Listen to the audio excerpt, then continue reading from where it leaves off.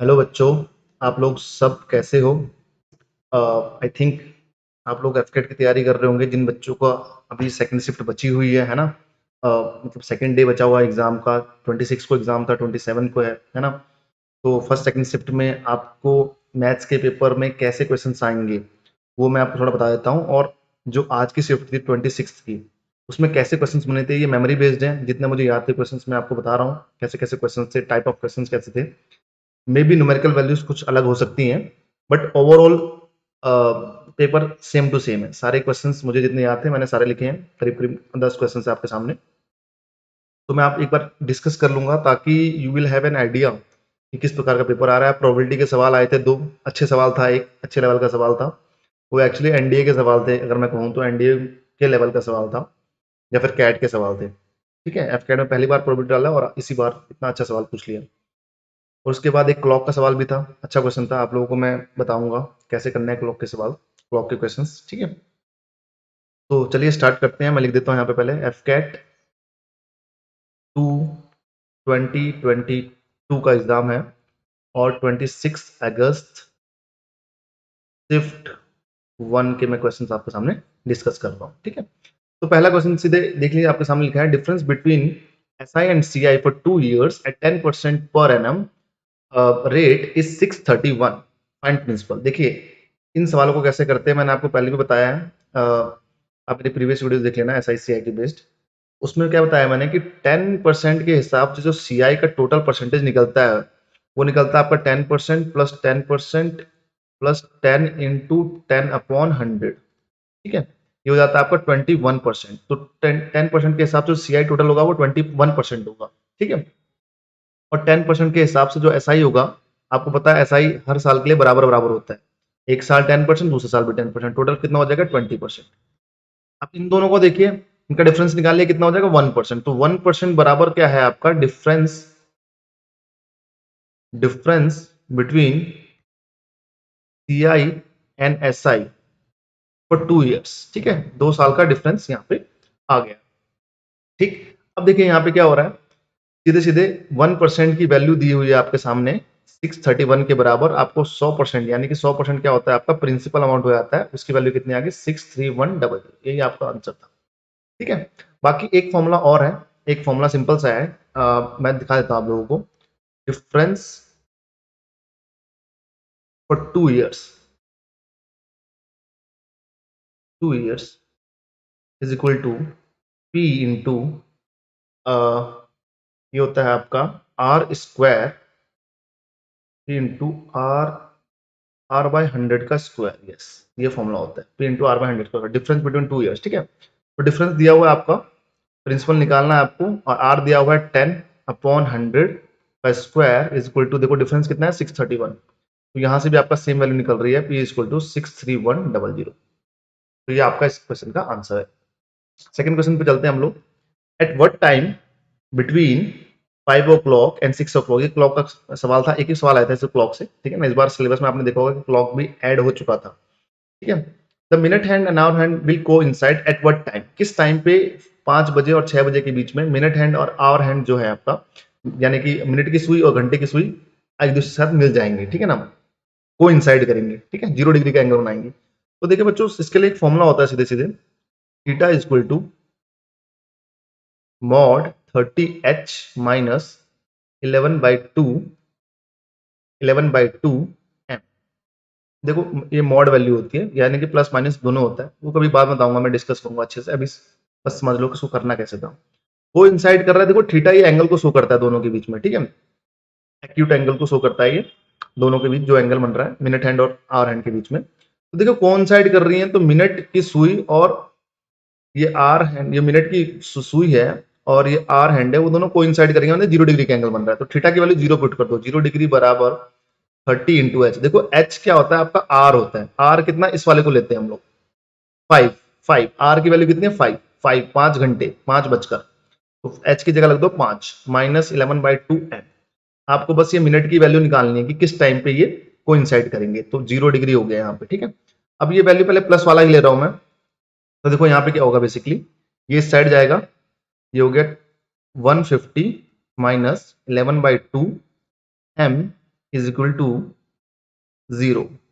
तो 11/2m is equal to 150 और m की जो वैल्यू आ गई आपका 300/11। तो ये जो बनता है आपका कितना बनेगा 27 3/11।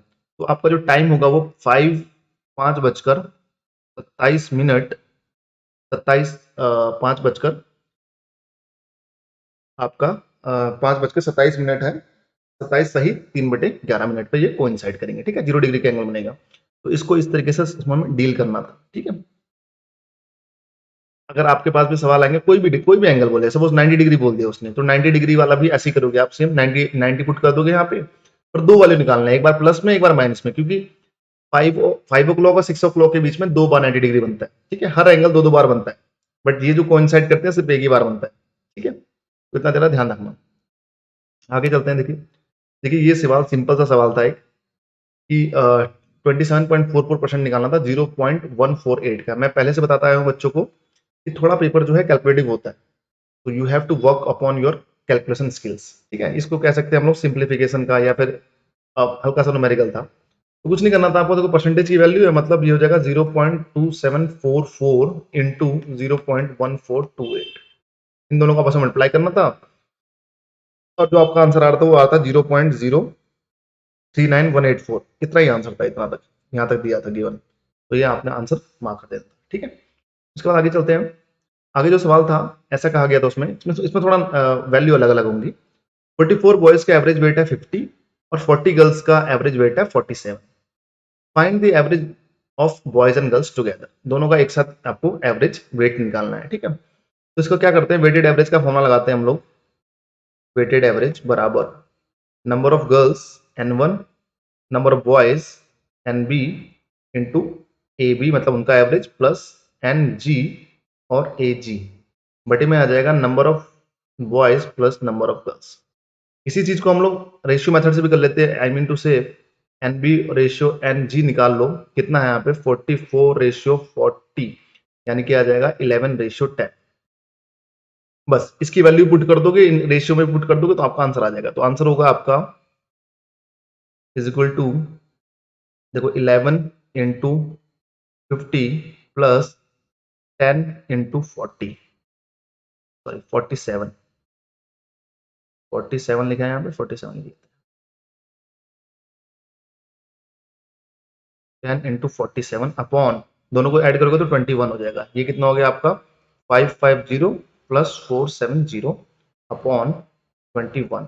बच्चों ये कितना हो गया ऐड करके, ये हो गया आपका 1020, ठीक है, 1020 डिवाइड बाई 21। तो आपको एग्जैक्टली कैलकुलेट करना है कितनी वैल्यू आ रही है। 21 से डिवाइड किया आपने तो कितने टाइम जाएगा, 5 टाइम तो नहीं जाएगा, 4 टाइम चला जाएगा, 84 बचा कितना 18 180, और कितना टाइम जा रहा है, एग्जैक्ट वैल्यू निकाल लेते, पॉइंट दो दशमलव के बाद, पॉइंट के बाद दो डेसिमल के बाद दो अक्षर और थे, ठीक है ना, तो आपको थोड़ा और कैलकुलेट करना पड़ेगा। 5 6 7 8 9, 9 टाइम्स नहीं जाएगा, 8 टाइम चला जाएगा, तो 8 टाइम चला गया तो कितना हो गया 168। अब देखो कितना बचा आपका यहाँ पे 12 बचा, पॉइंट लगा दो, यहाँ पॉइंट हो गया, और ये चला जाएगा आपका 21 इंटू 5। तो ऐसे करके तुम आंसर मार्क कर सकते हो वहां पे, ठीक है, यहाँ तक कर लोगे तो आंसर निकल जाएगा तुम्हारा। तो आंसर आएगा टोटल इसका 48.5, दोनों का एवरेज वेट, ठीक है। इसको वेट दो, वेटेड वेटेड एवरेज। फिर आपका सवाल आया यहाँ पे टू नंबर्स का रेशियो दिया होता है, बड़ा आसान सवाल था ये, सबसे आसान सवाल मेरे को लगा यहाँ पे। तो टू नंबर्स का रेशियो कितना है 3:5, ठीक है। अब आपको इन दोनों को नंबरों को क्या मान लेना, A1 A2 को क्या मान लिया मैंने 3x/5x मान लिया। अब if 9 is subtracted from both the numbers होना था, रेशियो बिकम्स 2:3। देखो अगर इसमें से मैं क्या करूं, दोनों नंबरों में से 9 माइनस कर दूं, 5x में से भी 9 माइनस कर दूं, ये रेशियो आता है आपका 2:3। तो आपको सेकंड नंबर निकालना था, x की वैल्यू यहाँ से निकल जाएगी, इसको मल्टीप्लाई करो, यहाँ पे हो गया 9x minus 27 is equal to 10x minus 18। ये कितना हो जाएगा, देखो इसको इधर ले जाओ, इसको इधर ले जाओ, तो ये वैल्यू कितनी आ गई, थोड़ा न्यूमेरिकल्स में माइनस में आ रहा हूँ, कोई बात नहीं छोड़ो, अपन को क्या, अपन को तो सवाल का आइडिया लगाना था। ये -9 बराबर एक्स की वैल्यू आ गई, एक्स की वैल्यू कितनी आ गई, -9 आ गई। तो नंबर तुम्हें क्या मिल रहा है, देखो नंबर क्या है, वो नंबर एक्चुअली में क्या आ गया यहाँ पे, -27 -45। तो सेकंड नंबर कितना हो गया, -45। देखिए रेशियो की बात है, number actually number positive number था, बट सवाल मैंने अपनी तरफ से बनाया, थोड़ा सा वैल्यूज में भूल गया था, तो कोई दिक्कत नहीं, वो तो तुम समझ सकते हो, तरीका पता होना चाहिए कैसे करना है इसको, ठीक है। चलिए आगे बढ़ते हैं। देखिए दो डाइस को एक साथ फेंका गया simultaneously, find probability of getting sum more than 7। देखो इसके लिए क्या करते हैं, जब दो डाइस को एक साथ फेंकते हैं, पहले सबसे पहले हमें सैंपल स्पेस बनाना होता है। सैंपल स्पेस कैसे बनता है आपका, पूरी पूरे नंबर ऑफ टर्म्स क्या क्या तुम्हारी आएंगी, हम सबको लिखते हैं एक साथ, ठीक है ना। तो कैसे लिखते हैं, ध्यान से देखो, लिखने का तरीका ये रहता है कि पहले डाइस में सपोज 1 आया, तो दूसरे डाइस में भी 1 माना मैंने, तो पहले में अगर 1 आया तो दूसरे में 2 आया, ऐसे करके करके 1 में आया तो लास्ट में 6 आ गया।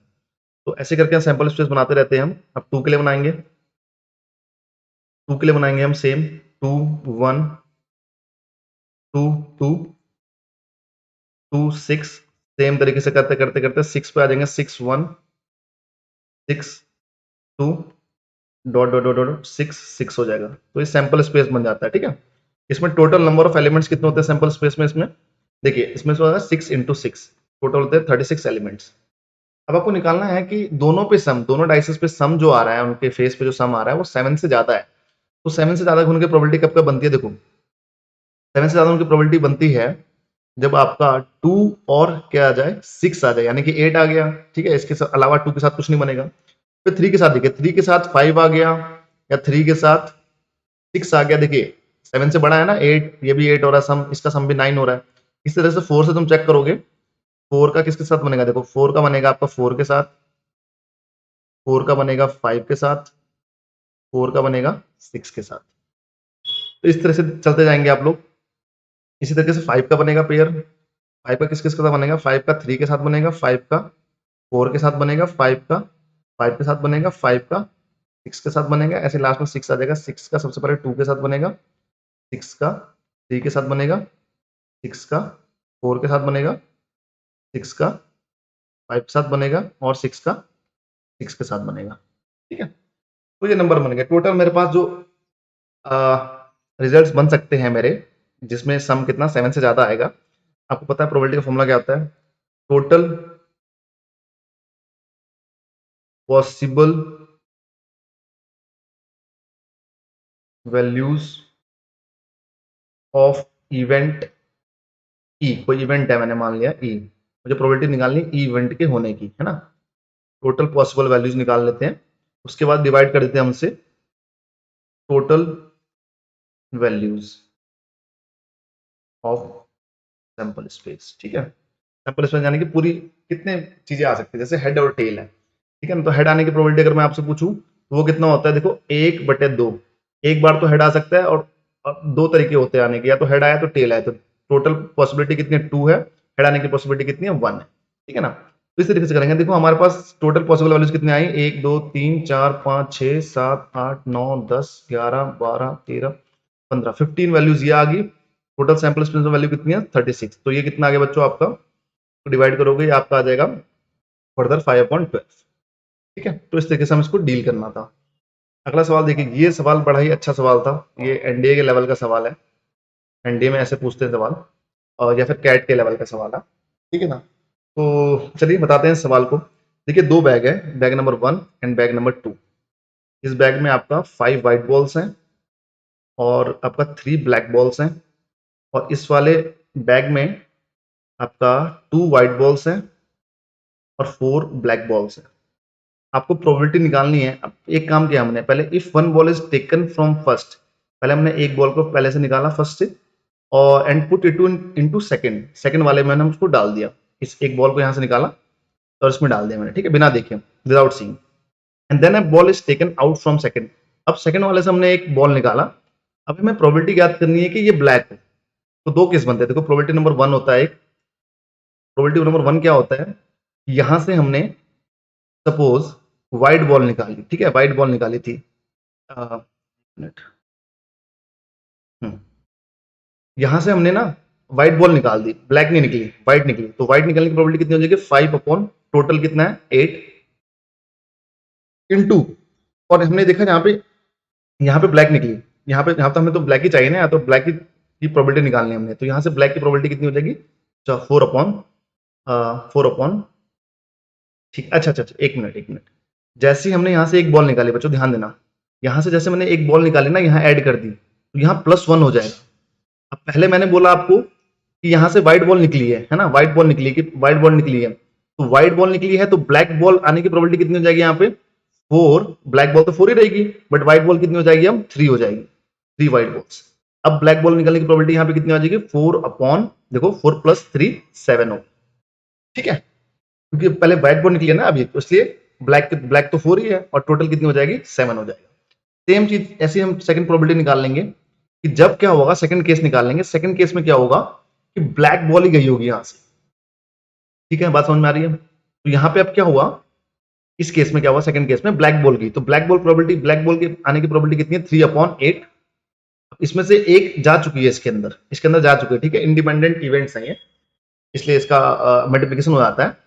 तो यहाँ से एक बॉल इसके अंदर जा चुकी है, तो यहाँ पे देखिए कितनी ब्लैक बॉल हो जाएंगे अब 5, तो 5 अपॉन टोटल कितनी हो जाएगी 7, तो इसका सम कितना आ गया P1 का, कितना आ गया देखिए 20/56, इसमें हो गया आपका 15/56, जो टोटल प्रोबेबिलिटी निकलती है आपकी वो निकलती है P बराबर P1 + P2, और जो वो वैल्यू आती है आपकी कितनी आती है 35 आ गया आपका अपॉन 56। तो ये आपका सवाल ऐसे बना था, यही आपका आंसर था 35/56। अच्छा सवाल था ये, एनडीए का सवाल है, प्रीवियस ईयर में आया भी होगा मे भी, है ना, और इसको उन्होंने आज प्रोबेबिलिटी में सीधे डाल दिया, तो आई थिंक थोड़ा सा मुश्किल बनाने की कोशिश कर रहे थे वो, ठीक है। अभी देखिए ये सवाल देखिए, एसपी दिया हुआ है आपका कितना है 144, और सीपी और प्रॉफिट परसेंट की जो वैल्यू है वो बोल रहे हैं न्यूमेरिकली सेम, ठीक है, न्यूमेरिकली सेम है। तो इसको करने का तरीका क्या है, देखिए एक ट्रेडिशनल तरीका तो मैं समझाता हूँ, पहले ट्रेडिशनल बता देता हूँ। देखो ट्रेडिशनल क्या हो रहा है, प्रॉफिट परसेंटेज कैसे होता है, कैसे निकालते हो आप, प्रॉफिट अपॉन सीपी इंटू 100, ये तो आपको प्रॉफिट परसेंट आता है ना, प्रॉफिट की वैल्यू कितनी है, तो करते हैं इसको। देखो प्रॉफिट की वैल्यू कैसे निकालते हो, जब एसपी में से माइनस करोगे सीपी अपॉन सीपी बराबर, देखो अभी अभी हमें बताया गया है, यहाँ पे एक जानकारी दी गई, सॉरी, मल्टीप्लाई करो आप पहले 100 से, इंटू 100 बराबर दिया गया है, ये सीपी के बराबर ही है। अगर मैंने सीपी को एक्स मान लिया, सपोज सीपी को मैं एक्स मान ले रहा हूँ, तो जो प्रॉफिट परसेंटेज आ रहा है मेरा वो एक्स के बराबर ही आ रहा है, ठीक है, तो इसकी वैल्यू पुट कर दो 144 minus X into 100 is equal to X square, और ये आपका हो गया एक्स स्क्वायर, ठीक है, इसको इधर ले जाऊंगा मैं, साइड ले जाऊंगा मैं, प्लस 100x माइनस 14400। अब इसको सॉल्व करके तुम्हें वैल्यू मिल जाएगी एक्स की वैल्यू, ठीक है। इसका तरीका यही है, देखो इसके फैक्टराइजेशन करने होते हैं, तो ये बेसिकली आपका रहा था 180x माइनस 80x माइनस 1440, यहाँ से आपकी वैल्यू सीधी सीधी कितनी आ रही है 80 आ रही है एक्स की वैल्यू, ठीक है, एक्स की वैल्यू नेगेटिव नहीं आ सकती। बट इसको करने का एक और तरीका है, दूसरा तरीका, वो है ऑप्शन से जाना। देखो ऑप्शन से मैंने उठाया, वहां पे 80 पड़ा हुआ था, तो मैंने 80 को चेक किया, देखो प्रॉफिट कितना हो रहा है, प्रॉफिट 144 में से 80 को माइनस करो, प्रॉफिट कितना हो गया यहाँ पे 64 का, फिर प्रॉफिट परसेंटेज नहीं है, प्रॉफिट की वैल्यू है। अब प्रॉफिट परसेंट निकालो 64 अपॉन 80 इंटू 100, ध्यान देना जरा, इससे कैंसिल आउट हो गया, ये हो गया 8 8 जा 84, और 8 इंटू 10 कितना हो गया 80। तो आपका सीपी की जो वैल्यू है ना कितनी है बताओ मुझे, देखो यहाँ पे सेम सेम हो गया ना, प्रॉफिट परसेंट भी 80 आ गया, और आपका सीपी भी कितना था 80 आ गया, 80 था पहले ही हमने माना है ना। तो ऑप्शन से भी तुम इस सवाल को कर सकते थे बड़े आसानी से, ठीक है, इतना बड़ा न्यूमेरिकल ना करके, क्वाड्रेटिक इक्वेशन को सॉल्व ना करके, डायरेक्ट तुम ऑप्शन से भी इस सवाल को कर सकते थे। लास्ट सवाल देखो तुम्हारे सामने, अच्छा सवाल था ये कि 5625 को हमने डिस्ट्रीब्यूट किया ए बी और सी में, ए को बी और सी के प्लस का कितना मिला, मतलब बी और सी के टुगेदर जितने पैसे थे उसका हाफ मिला, और B got 1/4 as much as A plus C together. A plus C देखिए कैसे बनेगा सवाल, ए इक्वल टू कितना हो गया आपका बी प्लस सी अपॉन 2, और बी बराबर हो गया आपका ए प्लस सी अपॉन 4। यहां से आपके इक्वेशन बन जाएगी 2a बराबर बी प्लस सी, और यहां से इक्वेशन बन गया आपकी 4b बराबर ए प्लस सी, ठीक है। ध्यान दीजिए यहाँ से सी की वैल्यू निकाल लो, सी बराबर कितना हो जाएगा 4b माइनस ए। ये हो गया इक्वेशन 1, ये हो गया इक्वेशन 2। इससे देखो सी की वैल्यू यहाँ पुट कर दो इक्वेशन 1 में, तो हो जाएगा आपका 2a equal to B plus 4b minus A. यहाँ से आपकी वैल्यू कितनी हो जाएगी 3a is equal to 5b, और a रेशियो b कितना हो जाएगा 5:3। देखिए a और b का रेशियो निकल गया 5:3। अब आपको क्या करना है, चुपचाप a और b की वैल्यू यहाँ पुट करनी है। ए और बी की वैल्यू यहाँ पुट करके सी की वैल्यू भी निकालनी है, सी का रेशियो निकाल देना है, ठीक है। तो 5k मान के भी कर सकते हो या नॉर्मली भी कर सकते हो। जैसे मैंने वैल्यू पुट की 2 इंटू 5 इक्वल टू बी की वैल्यू कितनी होगी 3 प्लस सी की वैल्यू कितनी आ गई यहाँ पे 10 माइनस 3 इक्वल टू 7। अब बच्चों सी की वैल्यू कितनी आ गई यहाँ पे, सी की वैल्यू आ गई आपकी 7।